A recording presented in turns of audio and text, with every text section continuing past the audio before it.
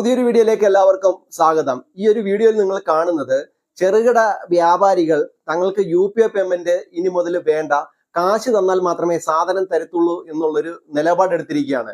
അതിന്റെ ഭാഗമായിട്ടാണ് അവരുടെ കടയുടെ വാതിക്കൽ UPI പേയ്മെന്റ് നടത്തുവാൻ വേണ്ടി ഒട്ടിച്ചു വെച്ചിരുന്ന QR കോഡ് അവർ വലിച്ചു കീറി കളയുന്നത്. ഇതിന് പിന്നിലൊരു പ്രത്യേക കാരണമുണ്ട്. ആ കാരണത്തിലേക്ക് നമുക്ക് കടന്നു വരാം.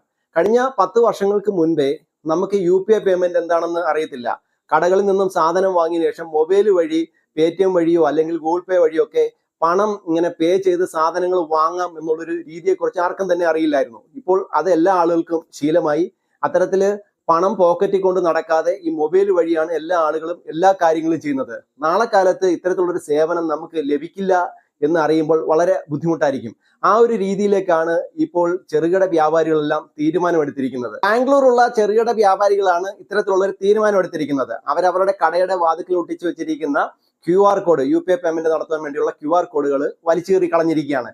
അവരതിന് പറയുന്ന ഒരു കാര്യമുണ്ട്. അതായത് വളരെ വർഷക്കാലമായിട്ട് ഇവർ ചെറുകിട വ്യാപാരം ചെയ്ത് മുന്നോട്ട് പോകുന്ന ആളുകളാണ്. ഇവർക്കൊക്കെയും ഇപ്പോൾ പുതിയതായിട്ട് GST നോട്ടീസ് ലഭിച്ചിരിക്കുകയാണ്. GST വകുപ്പിൽ നിന്നും ലക്ഷക്കണക്കിന് രൂപ അടയ്ക്കുവാൻ വേണ്ടിയുള്ള GST നോട്ടീസാണ് ഇവർക്കൊക്കെയും ലഭിച്ചിരിക്കുന്നത്. കഴിഞ്ഞ 2 ആഴ്ചകൾക്ക് മുൻപേ ഈ ബാംഗ്ലൂരിലെ സ്ട്രീറ്റില് ഈ പച്ചക്കറി കച്ചവടം ചെയ്യുന്ന ഒരു കച്ചവടക്കാരന് 29 ലക്ഷം രൂപ GST അടയ്ക്കാൻ വേണ്ടിയുള്ള ഒരു നോട്ടീസ് കർണാടകയിലെ GST വകുപ്പ് നൽകിയിരിക്കുകയാണ്.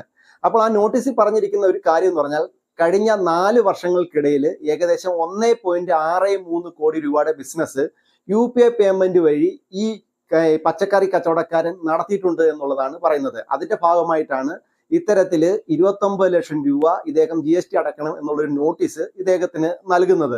അതായത് നമ്മൾ മനസ്സിലാക്കേണ്ട ഒരു കാര്യമുണ്ട്. സാധനങ്ങൾ വിൽക്കുന്ന സമയത്ത് വാർഷിക വിറ്റുവരവ് 40 ലക്ഷം രൂപ കൂടുതൽ ഒരു കച്ചവടക്കാരനുണ്ട് എങ്കിൽ തീർച്ചയായിട്ടും GST വകുപ്പിൽ രജിസ്റ്റർ ചെയ്തതിനു ശേഷം GST നമ്പർ വാങ്ങുകയും അതിന് കൃത്യമായിട്ട് GST അടയ്ക്കുകയും വേണം. അതാണ് നിയമം.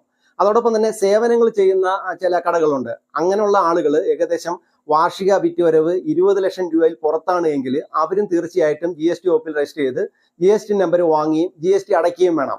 എന്നാൽ ഇത്തരത്തിലുള്ള വഴിയോര കച്ചവടക്കാർ അവർക്ക് എത്ര രൂപയുടെ വിറ്റുവരവുണ്ട് എങ്കിലും ഒരു കാരണവശാലും അവർ GST വകുപ്പിൽ രജിസ്റ്റർ ചെയ്യുകയോ GST നമ്പർ വാങ്ങുകയോ GST അടയ്ക്കുകയോ ചെയ്യാറില്ല.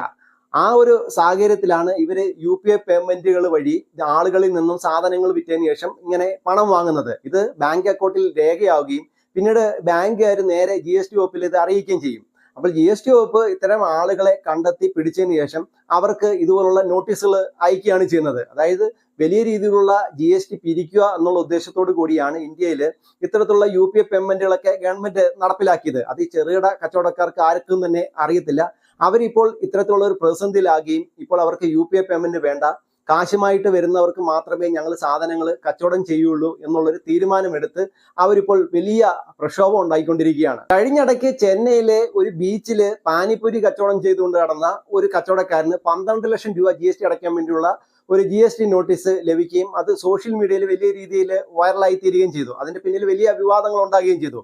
ഇത്തരത്തിൽ ഗവൺമെന്റ് GST കിട്ടാവുന്ന എല്ലാ സ്ഥലങ്ങളിൽ നിന്നും GST പിരിക്കുന്ന ഒരു മാതൃകയാണ് ഇപ്പോൾ ഇന്ത്യയിൽ നടന്നുകൊണ്ടിരിക്കുന്നത്. അതായത് പാവങ്ങളെ ഞെക്കിപ്പിടിഞ്ഞ് ഏത് വിധേനയും ഖജനാവ് നിറയ്ക്കുക എന്നുള്ളതാണ് ഇപ്പോൾ ഈ സർക്കാരുകളെല്ലാം ഇപ്പോൾ ലക്ഷ്യം വെക്കുന്നത് എന്നുള്ള കാര്യമാണ് നമുക്ക് മനസ്സിലാക്കാൻ വേണ്ടി സാധിക്കുന്നത്. ഇപ്പൊ ജനങ്ങള് ഈ UPI പേയ്മെന്റ് ചെയ്ത് ശീലമായി. നാളെ മുതൽ ഇനി ഇത്തരത്തിലുള്ള നിലപാടുകൾ ഈ കച്ചവടക്കാർ സ്വീകരിച്ചു കഴിഞ്ഞാൽ എല്ലാ ആളുകളും ഈ പണം വീണ്ടും ATM നിന്നും പണം എടുത്ത് ഈ സാധനങ്ങൾ വാങ്ങുവാൻ വേണ്ടി പണം കൊണ്ട് നടക്കേണ്ട ഒരു സാഹചര്യത്തിലേക്ക് മാറുന്ന ഒരു സാഹചര്യം വിദൂരമല്ല എന്നുള്ള കാര്യമാണ് ഇപ്പോൾ ഈ സംഭവങ്ങളൊക്കെ നമ്മളെ മനസ്സിലാക്കി തരുന്നത്. ഈ ഒരു വിഷയത്തെക്കുറിച്ച് നിങ്ങളുടെ അഭിപ്രായം എന്താണ്? നിങ്ങളുടെ അഭിപ്രായവും നിങ്ങളുടെ ചിന്തയും കമന്റ് ബോക്സിൽ രേഖപ്പെടുത്തൂ. വേറൊരു വിഷയമായിട്ട് നമുക്ക് അടുത്ത വീഡിയോയിൽ കാണാം.